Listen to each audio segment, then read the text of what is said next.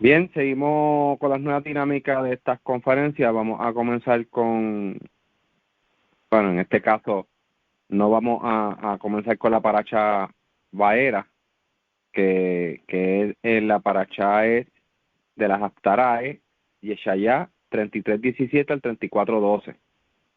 No vamos a proceder a leerla ya que se ha leído en otras ocasiones y se ha estudiado. Así que vamos a proceder con el capítulo 13 de Primera de Shemuel y se hará un resumen igual y cada uno de los que está participando en la ronda traerá algún aporte sobre dicha lectura. La primera ronda estaremos dando una lectura y resumen del capítulo 13 de Primera de Shemuel y la segunda ronda pues del capítulo 14. Antes de comenzar vamos a recitar la bendición. Bendito eres tú, oh Creador, Rey del universo, Creador de los cielos y la tierra, que das entendimiento y sabiduría para guardar tu ley y entenderla de todo corazón. Bendito eres tú, oh Adonai, dador de la vida, la cual tu justicia es justicia eterna y tu Torah la misma verdad. Baruch Hashem Adonai Lolam, bendito sea el nombre de nuestro Señor por siempre. Amén, bien, amén. Amén, Amén, amén. Bien, lo voy a cambiar a otra traducción para que sea un poco más agradable al escuchar. Shaul ya era adulto cuando empezó a reinar. En el segundo año de su reinado eligió 3,000 hombres de Israel para formar su propio ejército. De ellos, 2,000 estaban con él en Micmas y en las colinas de Betel, y los otros 1,000 estaban con su hijo Jonatán en Gibea de Benjamín. Al resto de los israelitas los mandó de vuelta a su casa. Jonatán atacó y destruyó un cuartel filisteo que estaba en Gibea. Como los filisteos se enteraron de este ataque, Shaul mandó tocar la trompeta por toda la tierra a señal de alarma y decir: escuchen, israelitas, Shaul ha destruido un cuartel, un cuartel de los filisteos. Prepárense porque ahora ellos van a odiarnos más y nos atacarán. Y así sucedió. Los filisteos se reunieron para atacar al pueblo de Israel. Llegaron 30,000 carros de guerra, 6,000 soldados de caballería y un ejército que ni siquiera se podía contar, todos ellos acampando en Micmas, al este de Bet-Aven. Muchos israelitas pensaron que no podían vencer al ejército filisteo, así que fueron a esconderse en cuevas y agujeros entre las piedras y dentro de los pozos secos. Y no faltaron algunos que cruzaron el río Jordán y se fueron a la tierra de Gad y de Galad. Shaul se quedó en Gilgal, pero todos en su ejército estaban temblando de miedo. Allí en Gilgal, Shaul esperó a Shemuel 7 días para que presentaran la ofrenda y los sacrificios. Pero antes de eso no podían empezar la batalla.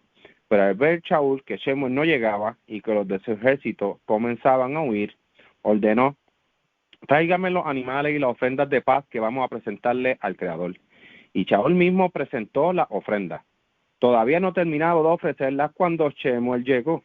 Al verlo, Shaul fue a saludarlo, pero Shemuel le dijo: ¿qué es lo que has hecho? Y Shaul le respondió: es que mis soldados ya me estaban abandonando y tú no llegabas, como prometiste hacerlo.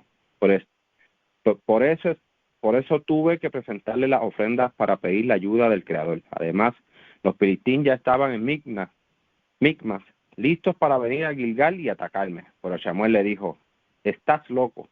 Si hubieras obedecido el mandamiento de Elohim, tu reino habría durado para siempre, pero como no lo hiciste, tu reino no durará mucho tiempo. El Creador ya ha decidido quién será el próximo rey, ese rey sí lo obedecerá. Dicho esto, Shemuel se alejó de Gilgal y se fue a Gibea de Benjamín. Allí, Shaul contó a los soldados que aún estaban con él y eran como 600. Todos ellos se quedaron con él y con su hijo Jonatán. Mientras tanto, los filisteos acampaban en Micmas, dividieron su ejército en 3 grupos. Uno de ellos se fue hacia Ofra, cerca de Sual. El otro se dirigió a Bet-Horón y el tercero se fue hacia la frontera que está en el valle de Seboín, en el camino al desierto. Entre los israelitas no había quien trabajara el hierro. Los filisteos no se lo permitían por temor a que se hicieran espadas y lanzas de ese metal. Ni siquiera tenían cómo afilar sus arados, asadones, hachas y picos. Por eso tenían que ir al país de los filisteos a pagarles plata para que les afilaran las herramientas. El día de la batalla, los únicos que tenían una espada y una lanza eran Shaul y Jonatán. Mientras tanto, una parte del ejército de los filisteos acampó en el paso de Micma. Este capítulo 13, el primer Shemuel, nos deja saber que Shaul solo reinó 2 años. También dice que como un hijo de 1 año fue Shaul cuando comenzó a reinar, dando a entender, ¿verdad?, que tenía mucho por aprender. Y vimos qué sucedió con Shaul. Shaul tenía muchas buenas cualidades, pero al mismo tiempo era como una persona que se apresuraba a hacer las cosas. Al leer el relato vemos que Jonatán era hasta más valiente que el mismo Shaul. Fíjense, era como que más atrevido, más arriesgado, si se podía decir, pero lo vemos así porque ponía su confianza en el Creador y no en su padre, Shaul. Algo bien interesante de Jonatán. Dice en el versículo 4, se habla de cómo el pueblo de Israel era mal visto a los ojos de los filisteos o los filisteos. Se dice aquí que eran como bien odiosos a los ojos de ellos, ¿no? Esas acciones le dio valor también al pueblo a unirse en pos de Saúl. Aunque habían escuchado que Shaul fue quien destruyó una guarnición enemiga. Esto fue como tumbar un panel de abejas, porque revolcó todo el gallinero. O sea, revolcó todas las abejas que habían por ahí. Se levantaron los filisteos de alrededor como un solo hombre para pelear contra Israel. Cuando se dice como un solo hombre, quiero explicarlo un momentito, en breves palabras, quiere decir que están conectados bajo un mismo objetivo. Es decir, el pensamiento de todo era el mismo, con el mismo enfoque. Pelear contra Israel, hacerles la guerra. Ese era el enfoque. Por eso se dice que están como un solo hombre. Esto es lo que quiere decir que se levantaron como un solo hombre, todos conectados con el mismo fin. Se dicen que eran como la arena en la orilla del mar. El versículo 8 se dice que Shaul esperó el término de 7 días. Se dice que esperó el término de 7 días. Conforme al plazo que le dejó saber Shemuel, pero el pueblo desertaba en esta espera y Shemuel no llegaba. En Shemuel 10, 7 al 8, voy a hacer un retroceso, dice: cuando te hubieran sobrevenido estas señales, haz lo que te viniera a la mano, porque el Creador es contigo, y bajarás delante de mí a Gilgal, y luego descenderé yo a ti para sacrificar holocausto. O sea que luego venía Shemuel a llegar a donde estaba Shaul a sacrificar holocausto e inmolar víctimas pacíficas. Tú me esperarás 7 días hasta que yo venga a ti y te enseñe lo que tienes que hacer. Pues Shaul estuvo en Gilgal esperando por Shemuel, como se lo había dicho. ¿Ustedes creen que Shemuel no iba a llegar? Claro que sí, pero quién sabe si estaban probando a Shaul. O sea, no habían pasado los términos de 7, o sea, no estaban por un día 8 todavía. Es que Shaul estaba desesperado, me imagino que dice, ya han pasado, qué sé yo, por darle un ejemplo, 6 días y Shemuel no llega. Pues Shaul se empieza a desesperar, normal. Claro que iba a llegar Shemuel, solo que Shaul se desesperó porque el pueblo desertaba y él actuó neciamente, a pesar de que había seguido la instrucción que le dio Shemuel. Fíjate, Shaul sí siguió ciertas instrucciones, pero no la cumplió como Shemuel se le había dicho. Esto nos enseña que debemos de ser pacientes en la espera de los grandes cambios que tiene el Creador para nosotros, así como yo lo puedo ver. Pero debemos de trabajar en ser personas justas y practicar la justicia. No es en el tiempo de nosotros, como lo vemos aquí en el caso de Shaul, ni desesperamos si confiamos en el Creador. Si ya Shemuel le había dado una instrucción a Shaul, ¿por qué no la guardó por completo? Dice que cuando Shaul terminó de hacer los holocaustos, Shemuel aparece. Y Shaul va a recibirlo, mira, como si nada hubiese pasado. ¡Oh, por fin apareciste! ¿Dónde tú estabas?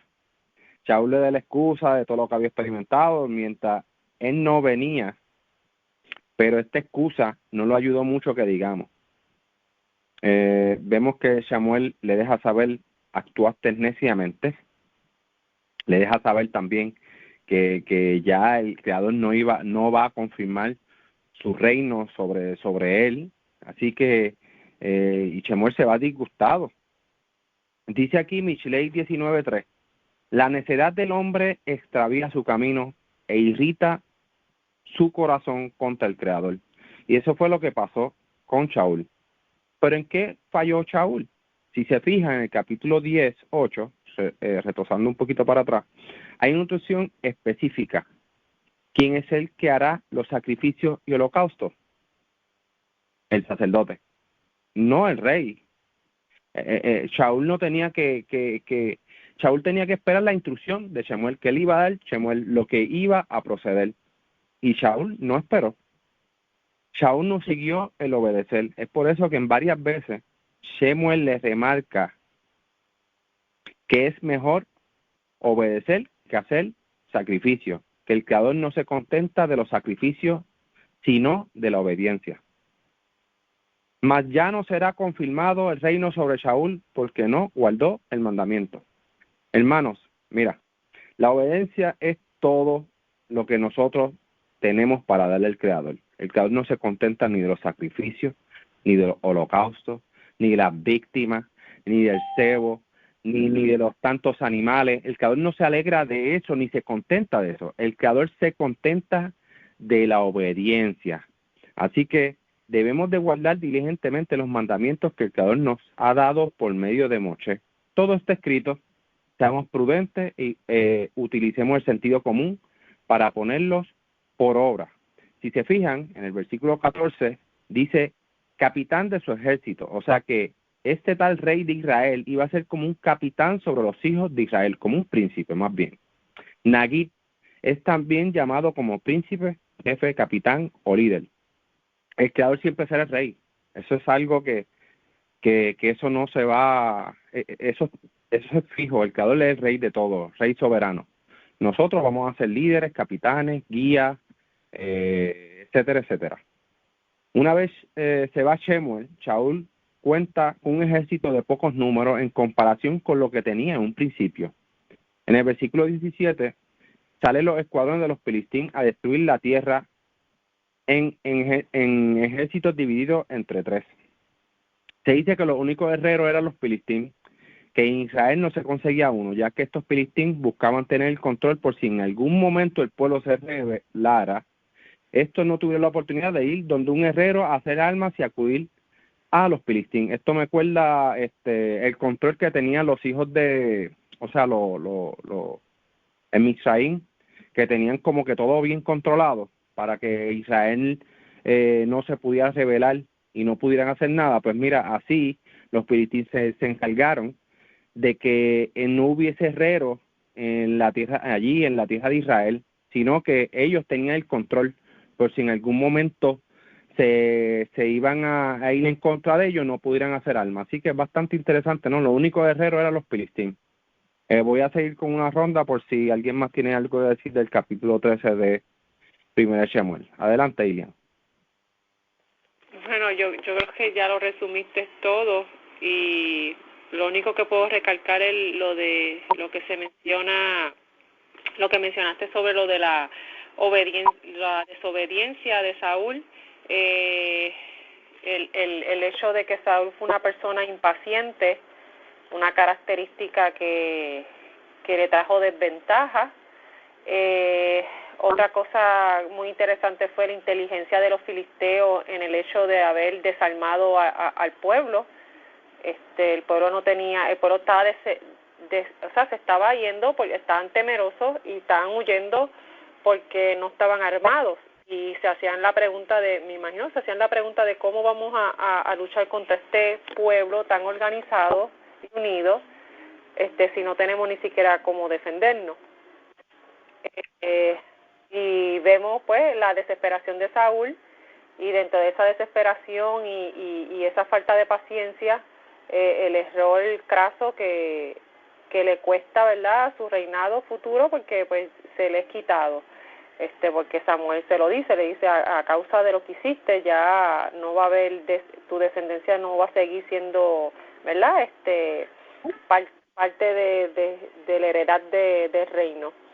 Otra cosa que es bien interesante también es que vemos que este es el segundo año de Saúl como reinado y Saúl y luego, ¿verdad?, David fueron reinados de muchas guerras.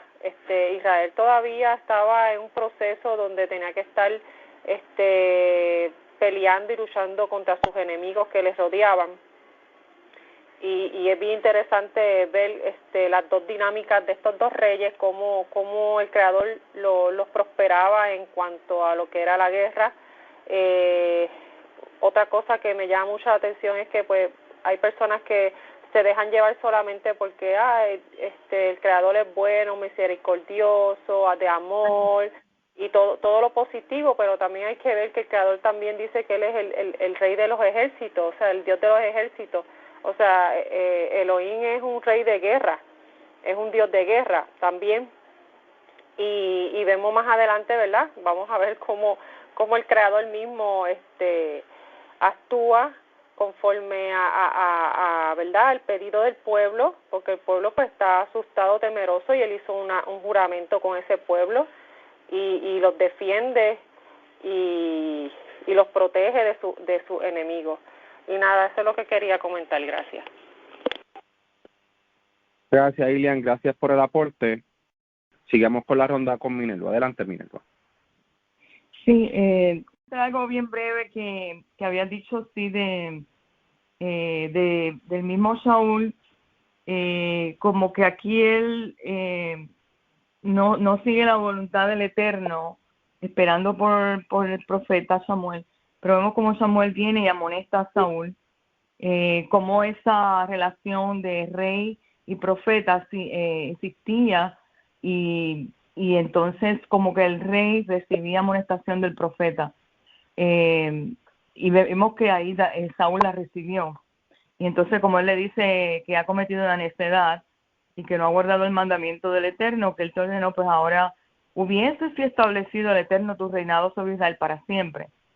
Pero ahora su reinado no iba a perdurar, o sea que él recibió esa amonestación de Samuel, y vemos como aquí el profeta Samuel tiene una voz importante en este reinado, o sea que tenía que haber como un feedback, lo que hacía Samuel y el Saúl, y el feedback del profeta. Entonces como el profeta, siendo la voz del Eterno, porque el rey no era completamente independiente del Eterno, tenía que haber una dependencia del Eterno, y por eso que el profeta entonces interviene en este momento. Pues nada, fue una observación que quise hacer. Gracias. Gracias, Minerva, gracias por el aporte. Voy a seguir con la ronda con Jonave. Adelante, Jonave. Shalom, muchas gracias. Bueno, pues tengo como un resumen para esos que no escucharon anteriormente la lectura, o la discusión de la lectura, y de ahí pues sigo añadiendo a lo que estamos leyendo ahora mismo, ¿verdad? Entonces pues ya sabemos que en estas últimas y anteriores lecturas sobre Shemuel Aleph hemos aprendido que el pueblo estuvo, ¿verdad?, por mucho tiempo sin liderazgo central, sin rey, y que por lo tanto le pidieron al profeta Shemuel que designe un rey. Que aunque Shemuel pues no estaba muy contento por el pedido, el Creador le dijo que siguiera adelante, ¿verdad? Y leemos lo que dijo.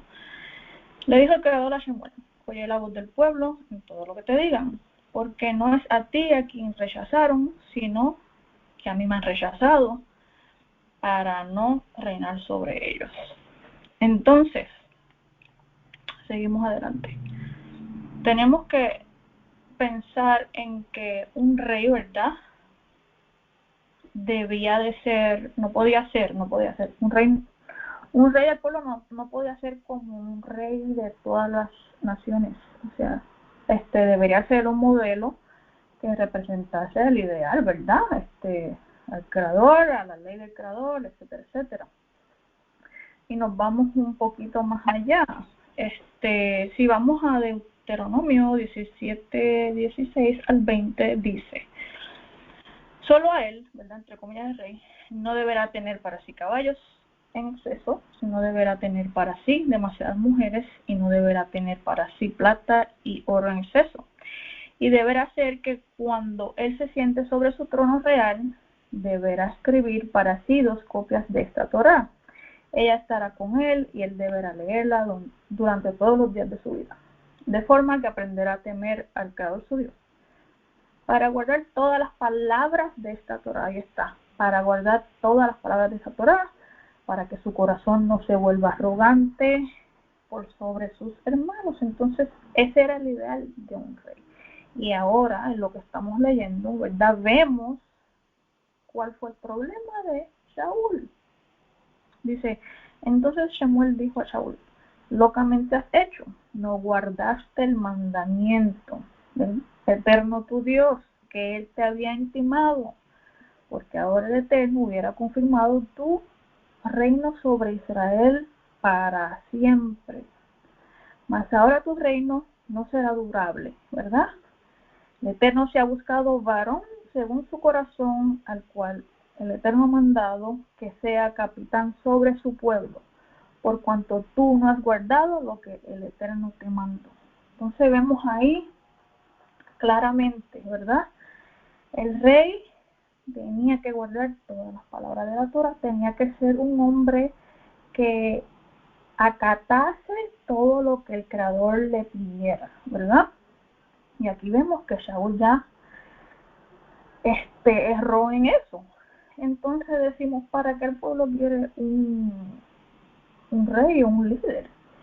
Bueno, para que inspire y sea ejemplo. Entonces, si tenemos un rey que ya de pronto, ¿verdad?, rompió con lo que el Creador le está pidiendo de él, pues ¿qué va a hacer el pueblo? Bueno, va a decir, que este hombre ya está haciendo las cosas mal. Y se supone que no fuera así, ¿verdad? Más adelante, ¿verdad?, en la otra lectura, vemos que cuando hay un líder, un rey, que ya ahí mismo lo dice, porque ahora el Eterno hubiera confirmado tus reinos sobre Israel para siempre, mas ahora tu reino no será durable. Eso ya estaba cortando de raíz, ¿verdad?, el reino de él en ese mismo momento. Y vemos, cuando seguimos leyendo, que con un líder que no cumple con lo que el Creador le da, que hay un pueblo haciendo cosas que no debe, errando, ¿verdad? Y es lo que vemos en la 15, ¿verdad? Si no me equivoco. Un descontrol. ¿Por qué? Porque la raíz del problema es que ese líder, ese rey, no acatase lo que el Creador le dijo que hiciera. Entonces, cuando hay un líder que está errando o que hizo lo que no tenía que hacer, vemos un pueblo que también está haciendo cosas que no debe, o un pueblo desviado, por decirlo así. Y pues nada, eso era lo que quería añadir. Gracias, Jonabé, gracias por el aporte. Sí, claro, el príncipe, el capitán, el líder, es el que va llevando el pueblo, y si el líder está mal, va a llevar el pueblo mal, o en mal camino, ya que es la guía, es la guía. Aunque no en todo caso va a suceder eso, porque van a haber unos cuantos que van a desistir y no van a querer hacer lo que está haciendo el rey porque saben que está mal, pero la mayoría va a hacer lo que el rey diga, por temor también, muchas veces por temor. Bueno, pues voy a seguir leyendo el capítulo 14 para después darle una aporte sobre el mismo. Dice, Saúl acampó en Migrón bajo un árbol en las afueras de Gibea. Con él estaban 600 soldados y el sacerdote Ahías, que era hijo de Ahitub y sobrino de Icabod. Su abuelo era Fines, hijo del sacerdote Eli, que había servido al Creador en Silo. Jonathan le dijo al joven que le ayudaba a cargar su armadura, ven, acompáñame al otro lado. Vamos a acercarnos al ejército de los Filistín. Aunque somos pocos, con la ayuda del Creador los vamos a derrotar.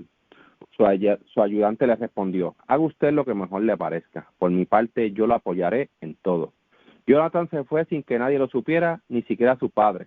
Cuando se acercaron, donde estaban los Filistín, Jonathan le dijo a su ayudante, ven, vamos a acercarnos a ellos para que nos vean. Si nos dicen, alto ahí, no se muevan hasta que lleguemos donde están, así lo haremos. Pero si nos dicen que vayamos a donde están ellos, esa será la señal de que Elohim nos ayudará a derrotarlos. Entonces se acercaron, y cuando los filisteos los vieron, se dijeron unos a otros: miren, los israelitas ya están saliendo de sus escondites. Enseguida le gritaron a Jonatán y a su ayudante: vengan acá que les vamos a decir algo. Jonatán le dijo a su ayudante, o al escudero: vayamos, pues el Creador nos ayudará a vencerlos, los ha entregado en nuestra mano. Así que subió ayudándose con pies y manos, y tras él subió su ayudante, y cada soldado filistín que encontraban lo herían y su ayudante lo mataba. En ese ataque, y en un lugar tan estrecho, Jonatán y su ayudante mataron unos 20 hombres. Además, el Creador hizo que temblara la tierra, y el ejército filistín se asustó mucho. Shaul había puesto en Gibea de Benjamín unos vigilantes, y cuando estos vieron que el ejército filistín estaba huyendo en completo desorden, fueron a decírselo a Shaul. Entonces le ordenó pasar lista para ver quién faltaba. Una vez se pasó la lista, le informaron a Shaul que le faltaba Jonatán y su escudero. Como esos días los israelitas tenían con ellos el cofre del pacto de Elohim, Shaul le dijo al sacerdote Ahías: trae el cofre y consulta a Elohim qué debemos de hacer. Sin embargo, al darse cuenta de que aumentaba la confusión en el campamento de los filisteos, le dijo a Ahías: ya no hace falta que lo traigas. O sea, como que den tu mano ahí. Los soldados filisteos estaban tan confundidos que se mataban unos a otros. Entonces Shaul reunió a todos los hombres y juntos se lanzaron a la batalla. Durante mucho tiempo algunos israelitas habían sido obligados a formar parte del ejército filisteo, pero en ese momento se unieron al ejército de Shaul y Jonatán. Y cuando los israelitas que se habían escondido en los cerros de Efraín supieron que los filisteos estaban huyendo, fueron también a perseguirlos. Así fue como la batalla llegó hasta Bet-Aven. Todos los israelitas estaban muy cansados, pero ninguno de ellos había comido porque Shaul había hecho este juramento: todo el que coma algo antes del anochecer, antes de que me haya vengado de mis enemigos, será condenado a muerte. La gente tenía mucho miedo del juramento de Shaul, así que cuando llegaron a un bosque donde había mucha miel, ninguno de ellos se atrevió a probarla. Como Jonatán no estaba enterado del juramento que había hecho su padre, tomó miel con el palo que llevaba en su mano, y en cuanto lo probó, cobró nueva fuerza. Pero uno de los soldados le dijo: su padre ha hecho un juramento: cualquiera que coma algo hoy quedará bajo maldición y será condenado a muerte. Por eso, aunque estamos muy cansados, no hemos comido nada. Jonatán respondió: con ese juramento mi padre le ha hecho mucho daño al pueblo. Si yo, con un palo de miel, he recobrado la fuerza. Imagínense cómo habría sido si el ejército hubiese comido hoy de la comida de nuestros enemigos. Su victoria habría sido mayor. La batalla se extendió desde Micmas hasta Ailón, y no paró hasta que los israelitas derrotaron a los filisteos. Pero los israelitas terminaron muy cansados, así que esa misma noche tomaron las ovejas, vacas y terneros que le habían quitado a los filisteos y los mataron, comiéndose la carne con todo y sangre. Pero alguien le dijo a Shaul: la gente está comiendo carne con sangre, y el Creador nos ha prohibido hacer eso. Enojado, Shaul dijo: ustedes nunca obedecen al Creador. Tráigame pronto una piedra grande y dígale a la gente que traiga aquí su toro o su oveja. Que los maten aquí y se los coman sin sangre, así no ofenderán al Creador. Esa misma noche, cada uno llevó su propio toro y lo sacrificaron allí. En ese lugar Shaul construyó por primera vez un altar para adorar al Creador. Luego les dijo a sus soldados: no pasará esta noche sin que acabemos con los filisteos y nos quedemos con todas sus pertenencias. Y ellos le contestaron: haremos todo lo que usted nos mande. Pero el sacerdote le dijo: primero debemos consultar al Creador. Entonces Shaul le preguntó al Creador: ¿puedo perseguir a los filisteos? Nos ayudó otra vez a vencerlo, pero el Creador no le contestó. Así que Shaul les dijo a los jefes de su ejército: acérquense y díganme por culpa de quién el Creador no me responde. Me juró por el Creador que no morirán, aunque se trate de mi hijo Jonatán. Pero ninguno le respondió. Entonces Shaul le dijo a todo el pueblo: pónganse ustedes de aquel lado y mi hijo Jonatán y yo nos ponemos de este otro lado. Y el pueblo respondió: haremos todo lo que tú nos mandes. Parece que el pueblo estaba bien cansado de Shaul.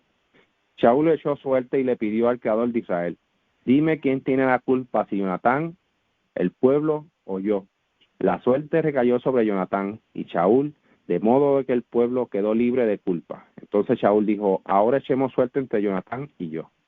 Como la suerte recayó sobre Jonatán, Saúl le dijo, dime lo que hiciste. Y Jonatán le respondió, lo único que hice fue probar un poco de miel. ¿Por eso me vas a matar? Saúl le contestó, Jonatán, que el Creador me castigue duramente si no mueres. Por la gente se opuso a Saúl. De ninguna manera vamos a permitir que Jonatán muera. Gracias a él y con la ayuda del Creador, Israel ha alcanzado una victoria total. Así fue como la gente salvó la vida de Jonatán. Por su parte, Saúl ya no persiguió a los filisteos, así que estos se fueron de regreso a sus tierras. A pesar de todo esto, los israelitas estuvieron en guerra con los filisteos mientras Saúl fue rey de Israel. Por eso Saúl siempre tenía en su ejército a los jóvenes más fuertes y valientes. Después de esto, el rey Saúl siguió luchando contra Moab, Amón, Edom, los reyes de Soba, los filisteos y los amalequitas. Venció a todos sus enemigos y alcanzó grandes triunfos. Así fue como libró a Israel de los pueblos que los rodeaban todo lo que tenía. Saúl tuvo 3 hijos que fueron Jonatán, Isbi y Malquisúa. También tuvo 2 hijas, la mayor se llamaba Merab y la menor Mical. Su esposa se llamaba Ahinoam y era la hija de Ahimaas. El general del ejército se llamaba Abner y era hijo de Ner, tío de Saúl, el padre de Saúl, y el padre de Abner eran hermanos. Bastante larga la narración de este capítulo 14. Voy a dar un pequeño breve resumen sobre la misma, varias cosas de interés en este capítulo. Jonatán y su escudero deciden irse sin el permiso de su padre con 600 hombres que tenía ya su padre. Esto a saber, camino a la guarnición de los filisteos. Algo que me llamó la atención es que Jonatán le remarca, y es que dice que le dice a su escudero que para el Creador no es nada difícil salvar al pueblo con multitud o con poco. O sea, esto lo vemos a lo largo de la escritura que se repite una y otra vez. Sabemos que el Creador no destruye un pueblo por la multitud de gente, sino porque Él decide hacerlo. Solo basta con esforzarse y ser valiente en guardar y observar las palabras de la ley. De esto también se dice mucho, cosa que Saúl no hizo. Vemos que el escudero de Jonatán lo respalda en todo momento. Él también pudo haberse ido luego de ver que lo que estaba pasando iba a ser un estrago, o sea, al ver esa multitud de personas, pero no lo hizo todo lo contrario, se quedó con él, dijo que lo respaldaba en todo. Jonatán realizó un ataque con el favor del Creador y logró derribar 20 hombres de los filisteos en esa guarnición. Se dice que con esos pocos el campamento de los filisteos fue alborotado. El Creador sembró pánico en los corazones de estos y fue un alboroto por toda la tierra. El mismo Saúl no sabía lo que estaba pasando, pero tenía una idea de que alguien del pueblo había ido allá. O sea, decir, él mismo dijo, pásate una lista a ver quién falta de nosotros, porque me imagino que alguien fue.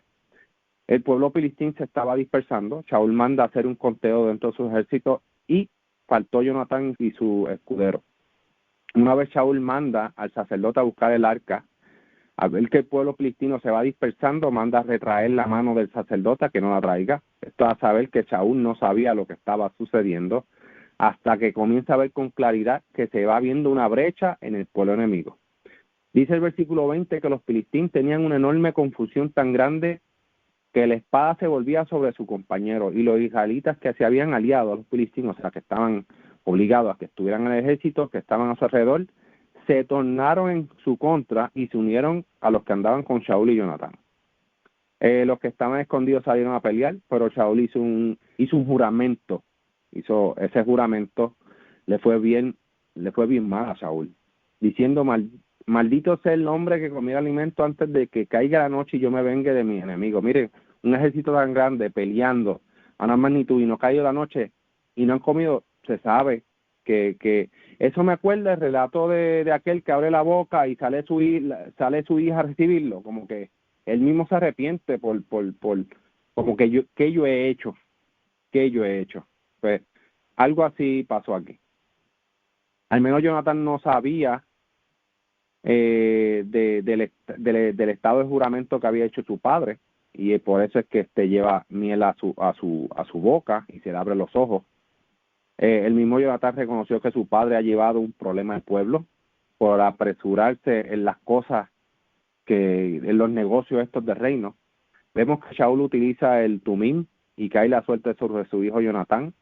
pero al ver que Shaul le deja saber a su hijo que morirá, crea un revuelto en el pueblo. O sea, vemos que el pueblo como que sale en la defensa de Jonatán, o sea, que gracias a Jonatán y al creador, o sea, tuvimos una victoria, y cómo tú lo vas a culpar de muerto, o sea, qué necio. Bueno, es que de verdad que son cosas que así que el pueblo salvó a Jonatán y no le sucedió nada.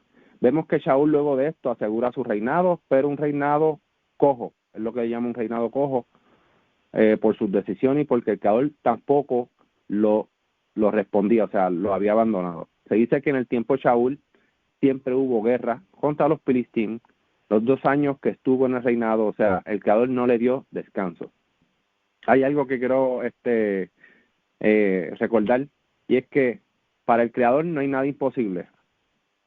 El creador hará que las cosas fluyan de manera natural para que sucedan. Esto lo vemos desde un comienzo, desde cuando escogió a un hombre para librar a Israel de mano del pueblo de Paró. O sea, todas las cosas que pasaron fueron momentos de milagro a ojos del pueblo, pero sucedieron de manera natural, es decir, el creador utiliza la naturaleza para hacer que pasen las cosas.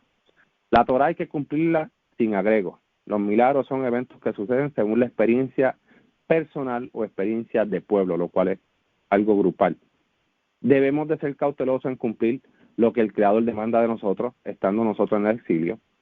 Perseverar la vida es la prioridad más grande que hay dentro de las leyes. Sin la existencia de vida no podemos seguir los mandamientos. Podemos acogernos a ejemplos como el de Job, te podrá alabar el polvo. El mismo David recitó cosas o dijo cosas similares a las que dijo Job. O sea, vemos algo que es repetitivo. El mismo rey Shalomo también hace cosas que son repetitivas. En la muerte no se puede hacer nada, así que hay que preservar la vida. ¿Cómo se preserva la vida? Siguiendo la Torá. Es que todo es un ciclo, todo se repite, no hay más nada nuevo. El que muera deja de existir y punto. Lo demás es un misterio. Hasta ahora no hemos visto a los que han muerto renacer o recobrar vida, así que manténganse en la Torá, cumplan la Torá, pónganla por obra, no vaya a ser que alguno haga como lo que hizo Shaul, se apresuró a hacer cosas y mira lo que sucedió. Lamentable. Vamos a seguir con la ronda con ella. Adelante, ella. Sí, gracias. Es bien importante ver que era necesario que el rey fuera un rey temeroso del Creador, un rey que siguiera Torá, porque aquí vemos que las acciones de Saúl provocaron que el pueblo cayera en desgracia y que también pecara. O sea, el hecho de que Saúl se pusiera a hacer juramentos y maldiciones, provocó en primera instancia que el pueblo terminara, ¿verdad?, comiendo sangre, o sea, pecara, hiciera un acto en contra de la Torá. Y segundo, y yo pienso que es hasta lo más fuerte e importante que debemos de recapacitar y pensar antes de hacer una maldición o un juramento, es que cuando uno hace estas cosas siempre rebotan hacia nosotros.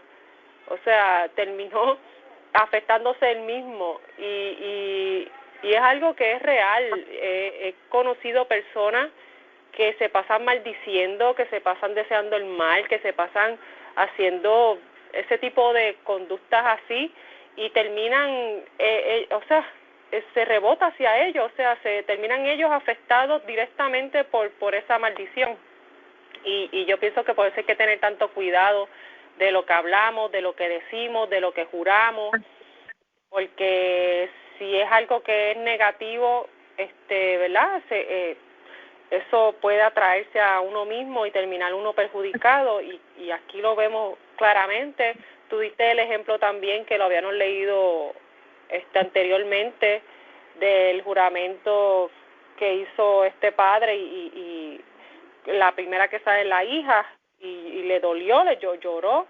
O sea que vemos que hay que tener mucho cuidado con los juramentos, con utilizar el nombre del Creador y para estas cosas. Y también pues es importante ver la importancia de que el rey estuviera aconsejado por el profeta y por, ¿verdad?, y por los sacerdotes, y que estuviera también de la mano con el Creador, o sea, que el Creador lo dirigiera. Y vemos que aquí pues ya Saúl, el Creador lo abandonó, no le respondía ¿verdad?, sus preguntas, sus dudas, y eso lo tenía a suerte y verdad, y el pueblo ya se estaba dando cuenta. Aún así vemos que Saúl sigue organizando batallas, y eventualmente él pelea con los filisteos, pero también pelea con otros pueblos alrededor. O sea, como mencioné en un principio, Saúl tiene un reinado de mucha guerra, de mucha pelea, y o sea, no hay un momento de tranquilidad en su reinado. En parte también yo creo que es por su desobediencia. Si hubiera obedecido y hubiera seguido las órdenes que el Creador le había ordenado por medio de Samuel, yo creo que hubiera tenido quizás un tiempo de tranquilidad, pero no es así. Vemos también Jonatán, parece, como bien menciona, parece una persona imprudente, parece una persona que actúa sin pensar mucho, pero en realidad como que muy confiado. Pero hay que ver que la confianza que él tenía era en el Creador, no era en sí mismo, ni era en cualquier otra cosa, sino que era en el mismo Creador.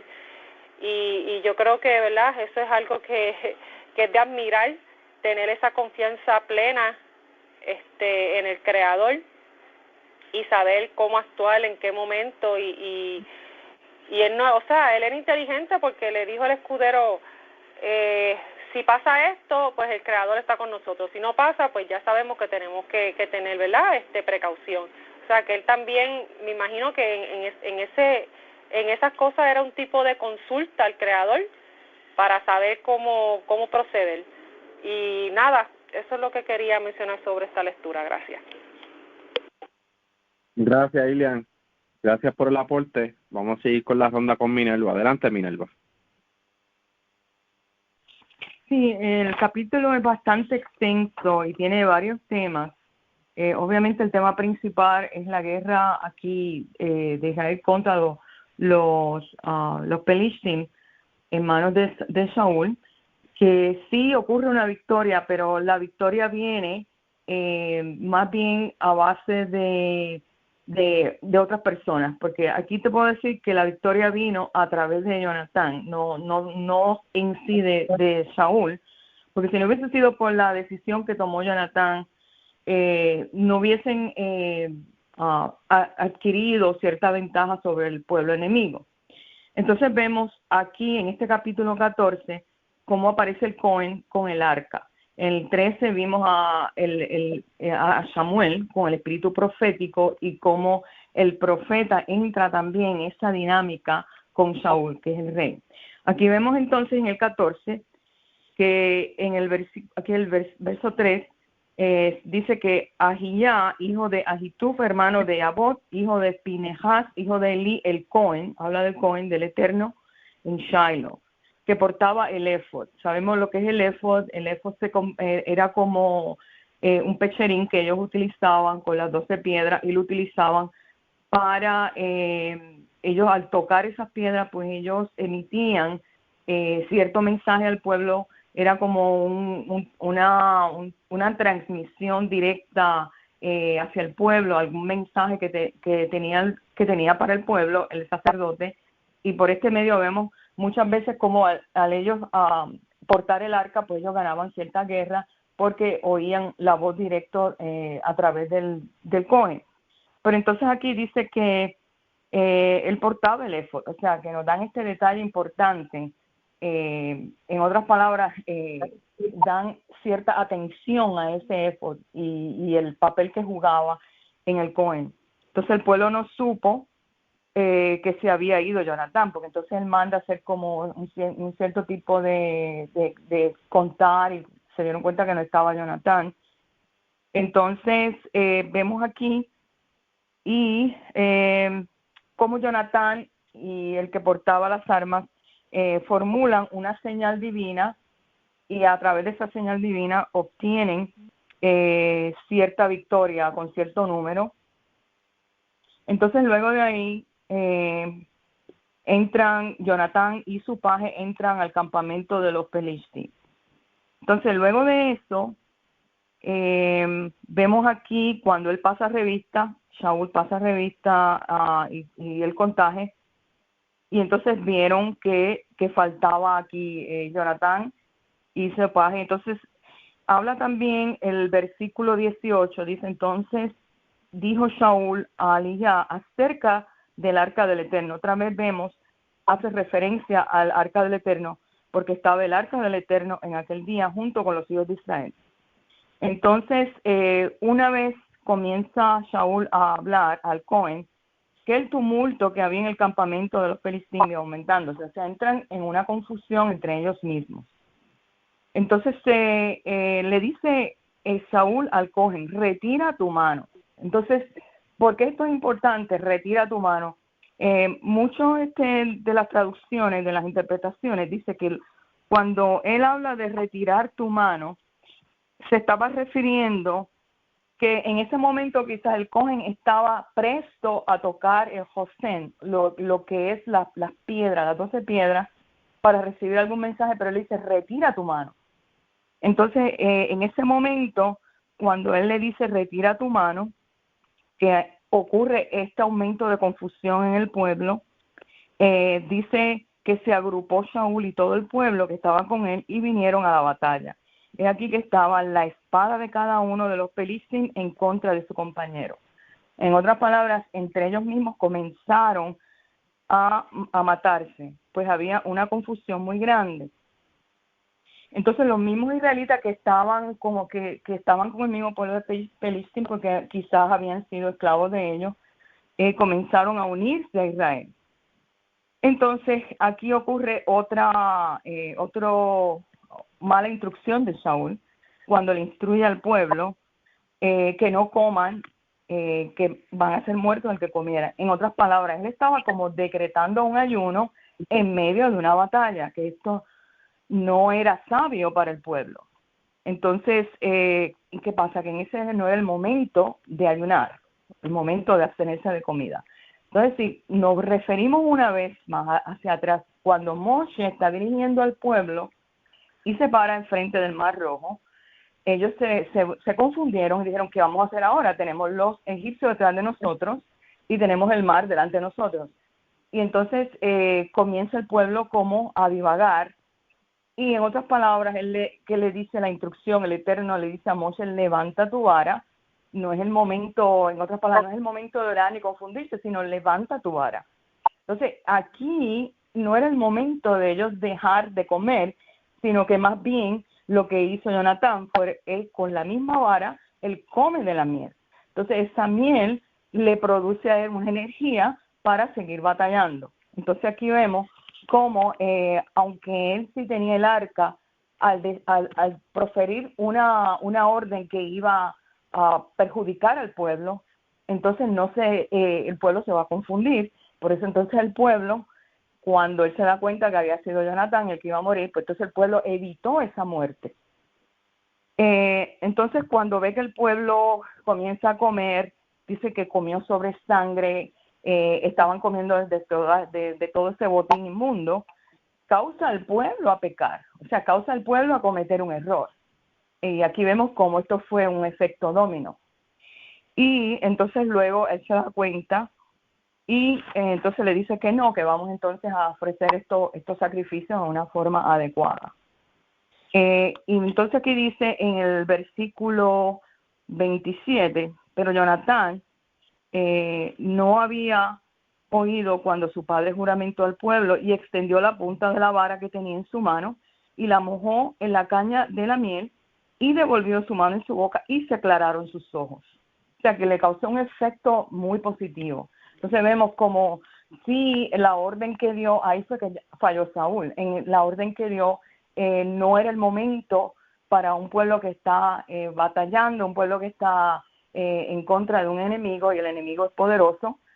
y vemos también cómo el arca estuvo tomando lugar en este momento, o sea, cómo el arca que representa la presencia divina estaba también con ellos, con el pueblo. Pues nada, esto es lo que quería añadir, gracias. Gracias, Minerva. Gracias por ese excelente aporte. Quería leer algo rapidito aquí. Dice Vallicra, Levítico 8, 6. Voy a leer desde 6. Dice, entonces Moshe hizo llegar a Aarón y a sus hijos y los lavó con agua. Y puso sobre él la túnica y lo ciñó con el cinto y lo vistió después del manto. Y puso sobre él el efod y lo ciñó con el cinto del efod y lo ajustó con él. Luego le puso encima el pectoral y puso el pectoral el urim betumín. Después puso la mitra sobre su cabeza y sobre la mitad delante de su rostro puso la plancha de oro, la corona de la santidad, como el Creador había mandado a Moshe. Y tomó Moshe el aceite de la unción y ungió también el tabernáculo y todo lo que estaba con él y la santificó y roció sobre el altar 7 veces y ungió el altar y todos sus vasos y sus fuentes y sus basas para santificarlo. Y derramó del aceite de la unción sobre la cabeza de Aarón y lo ungió para santificarlo. Después hizo llegar a los hijos de Aarón. O sea, estamos viendo aquí el procedimiento de quién es el sumo sacerdote. Entonces, ¿quién es el que poseía el efod? ¿Quién es el que poseía las piedras que resaltaban sobre el Urim Betumín? Y esto es lo que portaba el Cohen Gadol, el sumo sacerdote, a quien llama Shaul. Es algo bien interesante porque lo más curioso es que vemos que aquí en Vallicra, vemos que Moshe está dando la instrucción, y aquí vemos un paralelo, como Shemuel es el profeta. Yo hago una similitud aquí, como Shemuel es como Moshe, prácticamente, vamos a ponerlo así. Aarón, como el sacerdote, que es de la descendencia de Eli, que es de la misma descendencia de Aarón, y vemos un paralelo en esto. Y es que, ¿verdad? Sigo pensando que en aquellos días, quien se tiene que presentar primero, ¿quién es? Alguien como Moshe, alguien como Shemuel. ¿Para qué? Para escoger el linaje sacerdotal. Y ese linaje sacerdotal lo coge ¿quién? Este profeta, este enviado por el Creador, quien le dice las cosas como se tiene que hacer. Entonces vemos este paralelismo, que Moshe, el que dice las cosas como se tienen que hacer. Al Shemuel irse, ¿qué es lo que sucede? Shaul no sabe lo que tiene que hacer. Entonces vemos la torpeza de Shaul, aunque sabemos que ya el Creador había ya ungido a Shaul. Pero es algo bien curioso, lo traigo porque para mí es algo como que lo vi en similitud, yo dije es bueno traerlo también en los aportes. Seguimos con la ronda con Jonabel. Adelante, Jonabel. Shalom, gracias. Pues nada, ¿verdad? Como estaban ustedes hablando y como dijo Minerva, un líder, un rey puede llevar al pueblo a las victorias o a las mismas desgracias, ¿verdad? En el 28 vemos un vivo ejemplo de eso, ¿verdad? Y leo, dice, entonces habló uno del pueblo diciendo, tu padre ha conjurado expresamente al pueblo, diciendo, maldito sea el hombre que comiere hoy manjar. Y el pueblo desfallecía. Entonces ya vemos mala decisión, mal liderazgo de Shaul, ¿verdad? Porque el rey, el líder tiene que velar por el bienestar del pueblo. Entonces esa decisión no los estaba ayudando en nada. Y sigo, y respondió Jonatán, mi padre ha turbado el país. Ved ahora cómo han sido aclarados mis ojos por haber gustado un poco de esta miel. Entonces, el punto es que la mala decisión de poner al pueblo, ¿verdad? Como digo Minerva, literalmente yo también veo que esa era la intención de él, pero fue una decisión mal hecha. O sea, ¿quién va a ir a luchar, verdad? Por su país, estando en ayuno. Es como que una locura. Pero eso fue lo que él pensó que estaba bien. Entonces, ¿Qué pasa? Que una mala decisión, ¿verdad?, se lleva a cabo una mala acción, como vemos aquí. Entonces el pueblo, hambrientos, dice que estaban desfalleciendo, caen en el error, ¿verdad? Tornándose, por tanto, el pueblo al despojo, tomaron ovejas y vacas y becerros y matáronlos en tierra, y el pueblo comió sangre. Entonces, eso fue lo que básicamente Shaul, tomando esa decisión, ¿verdad? El pueblo, en un acto, pues, se puede decir de desesperación, estaban muertos de hambre, porque es la realidad, caen en ese error que estamos todos claros aquí, que uno de los mandamientos es ese, o sea, por eso se come kasher. Entonces sigo. Vemos que después de esa mala decisión, él trata de, como dice aquí, 33, y dándole de ello aviso a Shaul, le dijeron: el pueblo peca contra el Eterno, comiendo con sangre.